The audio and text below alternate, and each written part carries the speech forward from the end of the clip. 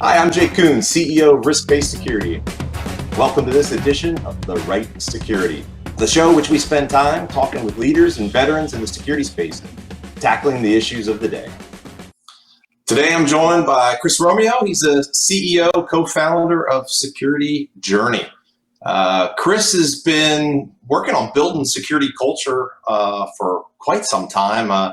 He's got a passion about security culture, changing it in organizations in a good way, of course, large and small, and mostly by designing sort of gamified programs. Chris and I, we met, 2013 when you were at Cisco? You were there for quite a while, and I think, if I remember correctly, the last sort of 5 years you were really focused on secure development lifecycle. And then Security Journey formed, the end of 2015? So how about maybe talk to us a little bit about your Cisco experience, specifically at the end there, what you learned at Cisco, and then why in the heck did you decide to do your own thing and found your own company, Security Journey? Yeah, definitely a great question. And it's, Jake, great to see you again after a couple of years. I'm noticing we both have a lot more hair now than the last time we bumped into each other, but part of that's 2020 for us.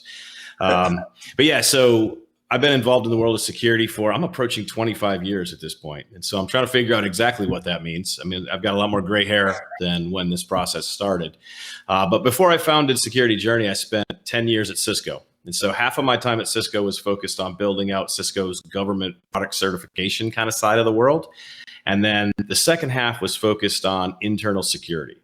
And so we realized at Cisco at that time, and we're going back in the 2014 kind of era right there. And we realized that even earlier in 2011, 2010, around there, we realized that we had a big problem. And that was, we had a lot of vulnerabilities that were coming out. At Cisco, they use the PCERT moniker for Product Security Incident Response Team. And so the word is PCERTs all the time. There were a lot of PCERTs, customer disclosures, going out. And so being a part of that central security team, one of the first things I got to do that I'm so happy I got this experience, I got to roll threat modeling out across all of Cisco's engineers. And so that was a fun early learning experience for me when we're thinking about this whole idea of security culture. How do we get people thinking about this stuff in more depth? Being able to go and start with small groups of people and teach them how to do threat modeling, and then slowly kind of start to go around and try to touch as many people and teach people how to threat model, teach them how to teach other people how to threat model. But one of the things that I noticed when I got a chance to go to a conference Microsoft used to do, a secure development lifecycle conference, and they don't do it anymore. It's too bad, because it was a lot of fun. It was all the people that focus on building security culture and process and things getting together. But I was at this conference, and Brad Arkin, who is now at Cisco, of all crazy things, he was the chief security officer at Adobe at the time. And Brad got up and started talking about this Adobe Security Ninja thing that they had done. And I was captivated. I'm a martial artist, so I've been studying different martial arts for a long time. The idea of connecting security and belts together, I was like, my mind was blown. And so Brad went through and described this program they built at Adobe. And I was sitting next to my boss at the time, and I kind of elbowed him and said, hey, Steve, what do you think? Do you think we could do something like this? And he's like, yes, Chris, you can do something like this. And so that was my charter to say, I'm going to do something like Adobe did at Cisco. And so I went back and I studied Adobe's program very closely, talked to some of their folks that were there. And then I went and started building a model for how we were going to do this at Cisco, knowing that we had some things that were different. We were a lot larger company than Adobe. And so I gathered some other security passionate folks, and we put together kind of a first level of content. And we said, okay, we're going to use video because we've got to scale this thing to 25,000 engineers. There's no way we can put them all in a classroom in 100 years. It'll take us 100 years to train all 25,000 of them for a week. And so we sit down in the studio, we start recording. We've got teleprompters, we've got all these things. And we get about 3 minutes in, we're reading off the teleprompters. I'm like, all right, I told the production people, I'm like, all right, stop recording this content. They're like, what are you doing? I'm like, this is terrible. I hate creating this. I'm bored sitting here reading off these teleprompters. And so they said, okay, well, what do you want to do? I said, okay, turn the teleprompters off and turn them away from us, bring up the slides, and let us just see the content. And the people I've got up here with me on stage, we're security passionate people. We're just going to start talking about security. And so they hit go, we started recording, and a new format of doing education was born, because we started, people that are passionate about security just started talking about it. And it's amazing the type of content you can create when you have people that just love what they're talking about. We almost had to have a timer so we didn't talk for too long. It's like, cut us off at 20 minutes because we want to keep this slow. And so what we did though is we found a new way to reach developers, engineers, technical people that's different than the classic training where it's just like, all right, watch this little animation run and then click next, click next, click next. Okay, do a couple of questions in a quiz and then pass. We found a new way to do it where it was more interactive, it was more engaging.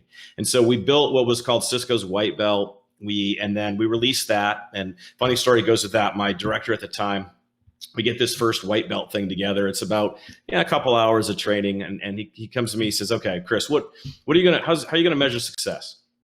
I said, you know what, Tony, if 500 people go through this in the first year, I'll think it was worth the time we put into it. And he's like, okay. 3 months after we launched, the 10,000th person went through it and earned their white belt at Cisco.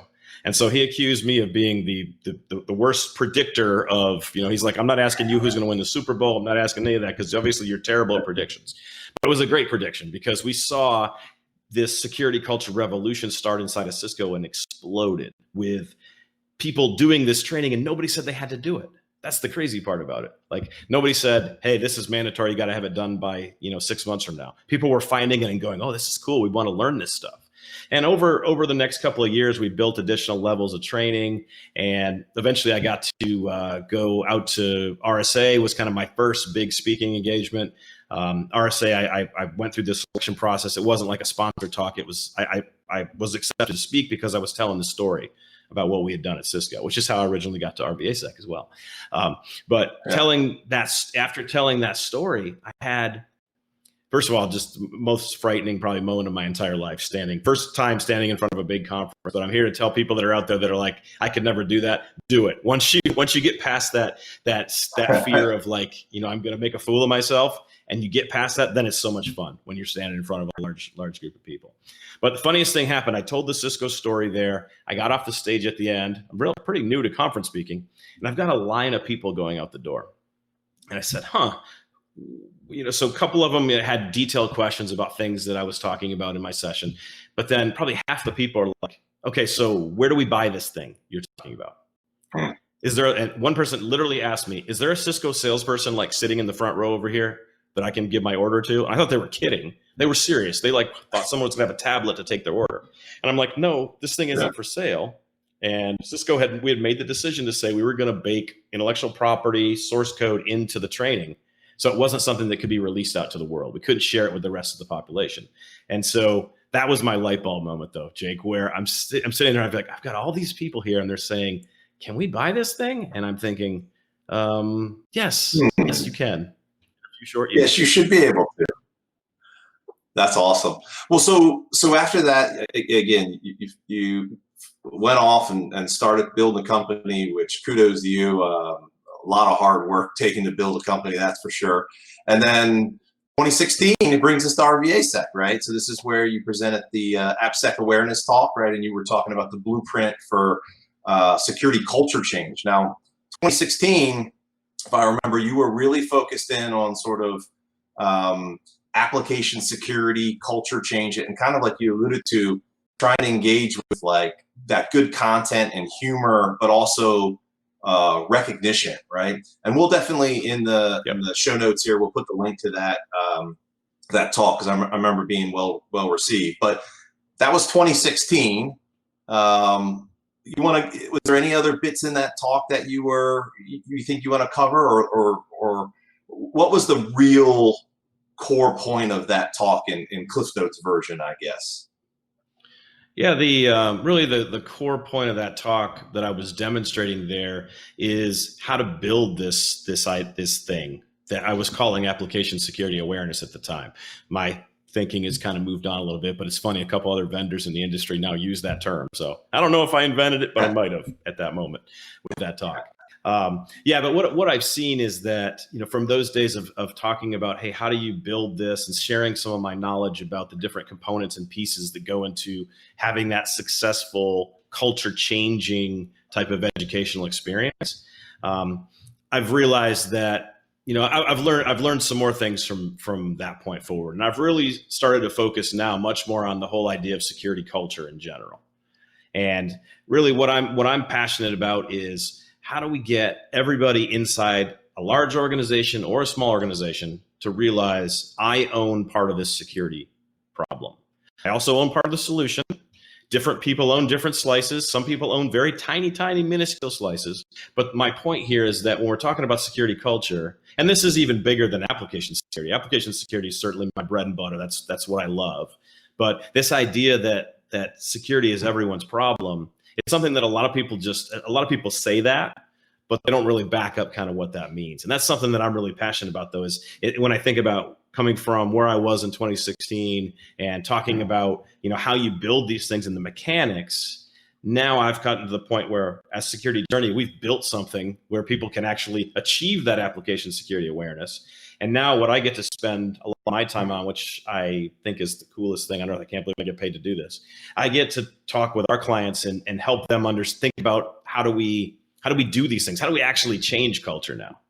Because I watched it at Cisco. It took in my 5 years of running this program, it was only in that last year where I really started to look around and go, wow, like this thing actually changed the way people think about security here. Year one, year two, it was an idea that picked up a lot of steam along the way, but it was definitely something that takes a lot of time to get there. And that's one thing I always tell folks as well. Like, this is not a 6-month fix. This is not I buy a product that's got blinky lights on it and everything works out well for the universe. This is something that takes dedicated effort, but the benefit at the end of the day will blow your mind, because you get to the point where developers will say, of course we don't ship something if we know there's a SQL injection vulnerability in it. Of course we don't. That's crazy. Like, we wouldn't do that. From where they might have been in the early days going, oh, it's Friday, I got to ship. My boss said I got to have this feature done. Now in this new world, they're fighting the boss, saying, no, we got SQL injection. We're not going anywhere with this. And the culture supports them in that argument. Yeah. Well, that makes sense. I think, look, I think this, and we've talked in the past. There are some people that just are not believers in awareness at all, right? It's kind of like before the world imploded in 2020, right? You go to an airport and there's an announcement playing constantly over and over: don't leave your bags unattended, don't leave your bags unattended. And guess what? People leave their bags unattended, right? So there's been a lot of banter over the years of people saying, hey, you can tell devs to do security, but devs are just thinking about the iron triangle: better, faster, cheaper. And security is just not there, right? They got things to do. So, in hearing you moving from saying awareness to more of a culture, I think that makes a lot of sense. But in all seriousness, joking aside, I think awareness is still important. Don't get me wrong. And even though it has some haters, what do you say to people that say security awareness isn't a great investment of sort of resources, given the fact that maybe people are engaged, but they're still going to leave their bags unattended, right? Yeah, I would say to people that have that type of an attitude that awareness isn't relevant anymore, my first thought is you're not doing it right. Yes, there's a lot of awareness out there, and I play in the awareness space as well. Security Journey's first customer, what we did is help them build their awareness program. It wasn't focused on developers; it was focused on everybody. But to the haters, I guess, that are saying that awareness doesn't matter, I think how you have to think about awareness is it's not just a product. It's not you don't buy a point product and say we're going to do mandatory training, kicked out of our LMS. People are going to do this. That's not security culture change. That's not you're not having much of an impact. You might have a little bit for a short term, but it's going to wear off over time. When I think about awareness, I think about how are we going to build a program around this thing. And I do this with security culture as well, but we're talking awareness. So from an awareness perspective, how am I going to build a culture? One of the things we did with this client that we work with up in Michigan is we helped them to run during when it was still National Cybersecurity Awareness Month. I know it's Cybersecurity Awareness Month now, but a couple of years ago, we ran 10 in-person events. They're a local organization in the state of Michigan. So it's, all their people are in the state of Michigan somewhere. We ran 10 individual security fairs, we call them. And we brought a couple of speakers in to talk in really short amounts of time. We had various tables set up. We had a lock picking experience. Lock picking isn't just for hacker conferences. Everybody likes to sit there and play, but there's a lesson to be taught. And it comes down to, if you're going to do awareness well these days, you got to think programmatically. You can't just think, awareness has gotten a bad name from being something that kicks out of the LMS. That's not building a culture of awareness and building a program around it. Rewards and recognition as well. Like, one of the things that we do now that just blows people away, and we did it for this customer from Michigan, we make custom laptop stickers. You want to talk about a reward for people? It costs $1 to print one of these things. Now we make them humorous. We do something like, for this customer, they have a couple of characters we've helped them to create that are part of their awareness journey, where we use a little bit of cartoon and stuff to have fun. I'll give you an example. Like, when I say awareness should be more fun, what we did for them is we created a cartoon series. We built a series of characters, and we modeled the Jimmy Fallon show, literally. We have the cartoon characters are on the, and the shark character, who's kind of the main character, is the kind of host, and it's a late night show. And so it's got humor built into it. Yes, it has to be corporate friendly, so it's somewhat corny humor, but it's enough where you could play this in front of your kids and they would chuckle, and you'll still chuckle. You're smiling, be like, I can't believe that they just used that as a joke.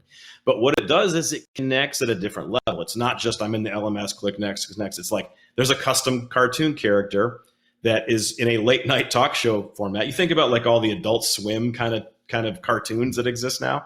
It's in that same kind of flavor, but it's about making it fun. That's part of it. Like, we have to make this more fun. And if someone's sitting there going, awareness doesn't matter, my final conclusion is they're not doing it right. They're not making it fun. Have fun with this. This stuff is fun to do, and it's fun to deliver. And when you do that, then people are looking at your program going, this isn't boring. I'm learning a few things coming out of it.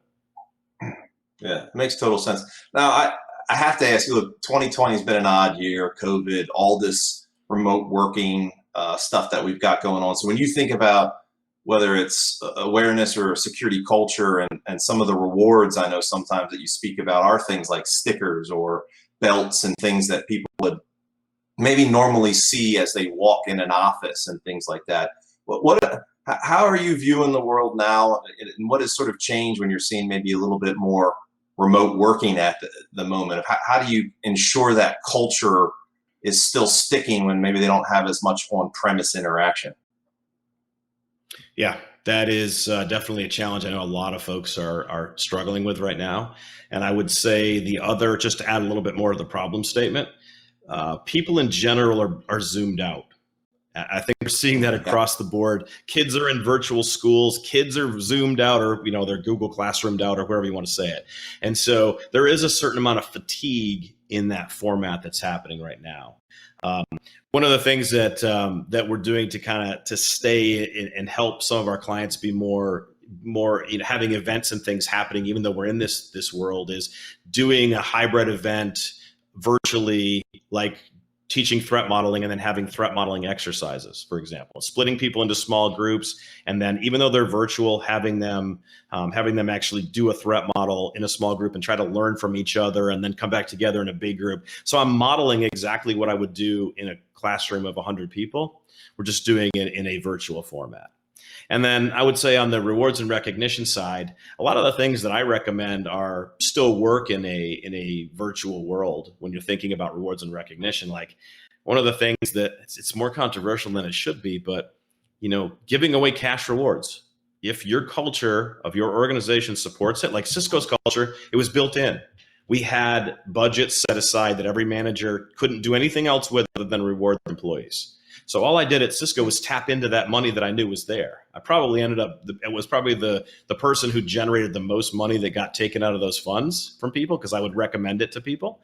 But I don't care. I was like, people should be rewarded. They do something. And the takeaway there is, in a, coronavirus pandemic world, that those same principles still apply. People want to be recognized. People want to be rewarded. People are under rewarded. I don't care. The best organization on earth that does the most from rewards and recognition just in general, you're still going to have people going, people just don't recognize what I do here. And so you almost have to you have to be so far, so crazily towards trying to reward people for doing good things, whether that's finishing a belt of content, finishing that first level of content. And so like at Cisco, I would recommend $100 cash reward when someone finished their white belt. And only one time did I ever have a manager in literally tens of thousands of people that I would send this email to via script. I didn't sit there and type them all in. But only one time did I have a manager that came back to me and said, well, I don't know that this is a good use of rewards and recognition. And it took everything in my power to not reply and go, I bet your people don't like working for you, do they? I didn't do it. I sent back a nice email explaining, hey, you have a chance to reward somebody, and gave it more detail about what cool thing they had done. But yeah, I think people are in general not rewarded as much as they would like to be. And so we just got to look for those opportunities. Make it a positive security experience. People have enough negative security experiences. Oh, the security people said I couldn't do that. I wanted to do something cool, and they were like, no, you can't do that. So here's a chance to have a positive experience for people. Makes sense. All right, let's dive back into some of the secured lifecycle stuff a little bit. I know you guys right now, you cover quite a bit of specific coding languages and even some technologies, and I think you even have some more that you're talking about, working on some modules and things for that you're building the material. So two questions for you. One, do you have some strong thoughts on specific languages? I see some raging Twitter debates about security of certain languages and what's better and all that sort of stuff. Or is it really all just like secure coding guidelines and principles? Where's your head at with some of those debates? You have stumbled into one of the great debates of all time, right? Is what's the most secure language out there? And I mean, depending on who you ask, you sometimes get a different answer as far as what's the most secure language out there. I take the tact of saying there is no such thing as a secure language. There is no such thing as a secure framework. There is no such thing as a secure methodology. All of these things can be secure. There are things that you can do to move forward, but none of them by default is, you can't look at DevOps and say, as a methodology, DevOps is ingrained with security. I wish I could say that. But unfortunately, I would be lying through my teeth if I said that, plain DevOps, we have DevSecOps. Yeah, I get it. That's a whole other debate. But the point is that we can't say Agile or DevOps is natively security friendly. Same thing when it comes to languages. I think if someone was to say, what language do you think you would start, if you would start a new project with right now? I don't know that I'm going into C# or Java at this point, just because I like the flexibility of things like Ruby on Rails and Go and some of these newer languages. But I mean, they all have their own challenges. And when we try to teach a given language, we take a specific kind of pattern in how we think through it. We start by introducing some of the dangerous things that could happen in a language, because different languages have different potential problems, right? I mean, C has, unchecked buffers and things like that are natively there. We gotta make sure folks are aware of that. Then we like to talk about the threat landscape of that particular language. What are the types of attacks that attackers are going to use against a Ruby on Rails based application? And then from there, then we can start thinking about secure coding principles, breaking it down into different categories, and then going into, some of the best practices. And now in web apps, we're starting to cross over into, application infrastructures versus apps themselves, and frameworks, and, front end, and all of that kind of coming together. But yeah, to summarize, like, I don't think there is no language that's more secure than another one. All you have to do is make that statement, and then someone will find a problem in your language, like, just to show you up. That's the internet as we know it now, right? Yeah. No, it makes total sense. All right, what do you, if someone's watching this right now and they haven't started some of these things that you're talking about, right? What do you say to someone if they said to you, Chris, this is great and all, but we're not Cisco. We're not Megacorp. Like, what do you expect us to do? Like, some of the stuff you're talking about, like, I mean, you act like $100 is everyone should just get this for showing up to work and they did their job and they're breathing. We just need to keep rewarding. Like, we don't have these resources to do these things. How do you explain to people? I know it's been a big focus for you. It's not just Megacorp. I know that, but what do you say to someone like that that feels like you're bringing this big mentality to the table, and it doesn't apply to them. Yeah. Yeah, definitely. And small companies are some of the ones that are most near and dear to our hearts at Security Journey, because we wanted to build something that works for the small company and the mega company in the same exact way. And so there's a couple different ways I can think about that. One way is to say, hey, we built Security Journey to solve that for the small company too. We give you the ability to play out a program through the product that we have.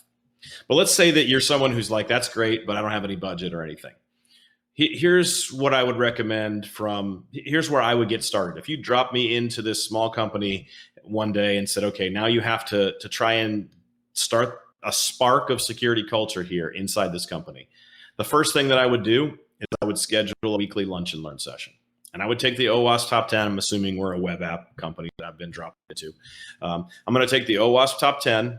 And I'm going to, in the world of COVID-19, I'm going to do this in a virtual format and set up some kind of, weekly style lunch and learn setups. And I've got to find some ways to, send a little bit of virtual pizza to people's ways. I mean, when we get back to normal in the world, we'll be back in conference rooms and stuff where we can just buy a couple pizzas and throw them on the table, and that'll draw people in. But just taking the OWASP top 10, I've got 10 weeks of material now. Like I don't have to think a whole lot about what I'm going to talk about. The OWASP top 10 itself is almost to the point where you can read it and add a little bit of context on it, and it'll have value to those that are there. And so if I don't have any money, I don't have any budget, that's where I'm going to start. I'm going to say, let's start with things like OWASP projects. OWASP, Open Web Application Security Project, is an open source community that builds documents, awareness documents. OWASP builds tools. They build a lot of other types of things, libraries, things like that, that'll help those that don't have giant budgets. And one of the other talks I did a couple of years ago was building an AppSec program with a budget of zero. And I actually did a whole talk where I looked at every project OWASP has ever made, which that was daunting. There were a lot of them. And I made a categorized list that said, okay, if I didn't have a dollar to my name from a budget perspective, other than myself as a head count, what are the projects that I would start putting together there? And I built a framework for people to say, here's where you would start. Here's some of the issues you might encounter. Here's how I would get around them. And then I showed them each of those projects there. And so, I mean, the big takeaway here is like, there's plenty of ways to do this for small companies and large companies. That doesn't necessarily mean you have to go out and spend, budget money you might not have. I mean, we've built Security Journey's platform to be able to help those folks and to do a lot of the lifting for them by providing the program in a box almost is how we think about it. But there's a lot of different ways you can approach this, and you don't always have to go and buy a product either. Yeah. So that's a great answer. I'm gonna poke on this one more time, because I still see a lot of companies that just haven't started down this path, right? And so let's say that there is some budget available, so it's not that. And then, and by the way, any other your talks we'll put links in here so people can read some of those too. But from all the work that you've done over the last 5+ years of helping lots of different companies, large and small, what still is that biggest challenge for companies that wants to do this to get started? Other than just actually getting started and doing something, what's that one thing that you go, yeah, this is a challenge, and be mindful of it as you get yourself going? Yeah, I would say apathy is one of the biggest challenges you have when you're trying to influence a collection of developers. You have a couple of different high-level opinions. On one far extreme, you have people that say, I know this already. This is dumb. You shouldn't even be bothering me. I know all those things. On the other end of the spectrum, you have a lot of people who are saying, I just don't have time. Like you're trying to ask me to do something on top of all the other features you've asked me to build. And I just don't have enough minutes in the day to be able to do anything above and beyond what we're doing. And so I think apathy is really the biggest challenge that I've seen. And one of the ways that we counter it is every piece of content that I create has an early slide that says, why do I care? And the reason I did that, so Simon Sinek is a guy much more famous than I, who wrote a book called Start With Why, This whole idea of how do you frame things before you start dumping facts on people, so that when they get those things, they can understand it as a framework, and they'll start to follow your thinking, versus just saying, don't do all these bad things in coding. Well, if you don't ever tell anybody why that matters, then they look at that as just a bunch of facts that I'm throwing at them. And so that whole idea of starting with why is a big part of how we connect with that developer who's sitting there going, I'm just apathetic. I don't really care about this. Well, now we're going to grab a hold of their attention and say, here is exactly why you care. Because the code you write goes into the applications that get deployed that protect the data in this system, which just happens to include your family members who use the product you build. So you're not just protecting, by learning about security, you're not just protecting some unnamed customer somewhere. Your family uses this. You're a insurance company or a healthcare company. Your family uses the products that you build. They're relying on the data protection schemes and things that you're building in. And so it's a completely different experience for them when you make it relevant to them. And then you also have to make the other catch is you have to make it engaging and fun too. You can't just go from getting them excited about why they need to care about this to and now we're going to have an 8-hour lecture on the origins of SQL, right? Nobody wants to, I don't want to listen to that. I would hang up if I was them as well. And so it's about having engaging content, but also having a framework for why they need to care, and rewards and recognition on the other end. And now we're starting to talk about building a security culture program that's going to get people from not caring to, hey, we care here. Like, what do you mean you're trying to push that code and commit that code with that bug in it? We don't do that here. Yeah. Your biggest detractor will become your biggest supporter if you provide them that path on how to get there. No, it makes total sense. So, I feel like it's become almost sport these days to pick on developers, right? Like, it's always the developers' fault. They're the hippies of IT. They want to run free and they don't care about security, and they want to do whatever they want and download whatever they want. And I feel like these days a lot of security people are just pointing fingers at developers of how bad they are, and it's all their fault. I don't know if you have any training material you're doing for, the security side of the house, but what do you say to the security people that say, man, if we only actually had developers that cared about security? What do you say to those folks? I say, stop it. Stop it quickly, please. The 2-word description for kind of my focus for the rest of 2020 and into 2021, developer empathy. I think as security people, all these security people with all these ideas about how developers are not doing things correctly or whatnot, they need to spend a 2-week rotation sitting next to a developer and living the life they live. And I'll give you an example about this. What really flipped the switch for me, and I realized. So, Security Journey, we have a platform that we build. It's our own application. We're doing all the things that you would expect that we do all the things we teach other people to do, right? So in our build pipeline, we have our static checkers, we have our approach for dynamic analysis, our software composition analysis, where we're checking third-party vulnerabilities and things. And it was about probably a year and a half ago or so, we had a third-party vulnerability come up in a piece of code. And I got to the point where I was like, I got to push this code into production. And I'm like, it hit me like a ton of bricks. I was like, I have told people sitting where I am right now that there is no way you can push that code into production. There is no way you can filter a vulnerability from a particular library and push to production. You know what I did that day? I filtered that vulnerability out of the tool and I pushed to production because I had to push the other features, the other bug fixes were of more value. And that's where I was like, I felt I had a complete change, because now I had walked a mile and I had my developer hat on, and I was on the other side of a conversation that I had with people in the past. And so it really changed my perspective. So developer empathy, that's the thing. Security people, if you are thinking, well, the developers are just all to blame, then you need to get and spend some time with developers and learn why they're not to blame and learn how you can coach them to do better, because developers don't want to write bad code. They don't want to write bugs and vulnerabilities. They don't like working weekends to bug fix vulnerabilities and stuff. They want to write the best possible code. They just need us to coach them. They need us to guide them. They need us to be on their side, not be in opposition to them. I think that's extremely well said. I really appreciate that thought. All right, my friend, I've enjoyed it. So in closing here, what's next for you? What's next for the security journey in the company? You had that sort of mind shift. Are you already starting to see sort of your next journey or next phrase you're going to coin? What's on your mind? No new phrases yet at this point. Just a lot of growth, and I guess I would give some advice for any potential entrepreneurs out there. From Security Journey, we're 5 years in. We're still bootstrapped. There's no venture capital firm driving what we're doing at this point.